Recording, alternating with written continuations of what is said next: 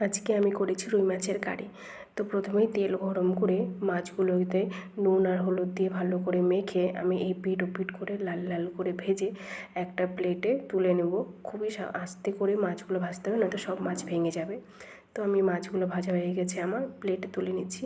সেই তেলে আমি ফোড়নে দিয়ে দেবো গোটা জিরে, শুকনো লঙ্কা, তেজপাতা, পেঁয়াজ কুচি আর কাঁচা লঙ্কা দিয়ে একটু ভেজে বাটা মশলা আমি দিয়ে দিয়েছি আদা রসুন বাটা, পেঁয়াজ বাটা, কাঁচা লঙ্কা বাটা দিয়ে টমেটো কুচি দিয়ে গুঁড়ো মশলায় আমি দিয়েছি 1 চামচ নুন, 1 চামচ হলুদ গুঁড়ো, 1 চামচ লঙ্কা গুঁড়ো আর 1 চামচ জিরে গুঁড়ো দিয়ে মশলাটাকে একটু করে ভালো করে জল দিয়ে কষিয়ে নিতে হবে। যখন দেখবে মাছ মশলা থেকে তেল ছেড়ে এসেছে, তখন আমি গ্রেভির জলটা দিয়ে দেবো। তোমরা যতটা গ্রেভি খেতে চাও ততটা জল দিবে।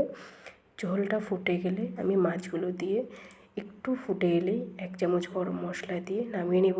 তোমাদের কেমন লাগলো? ভালো লাগলে কমেন্ট করে জানিও।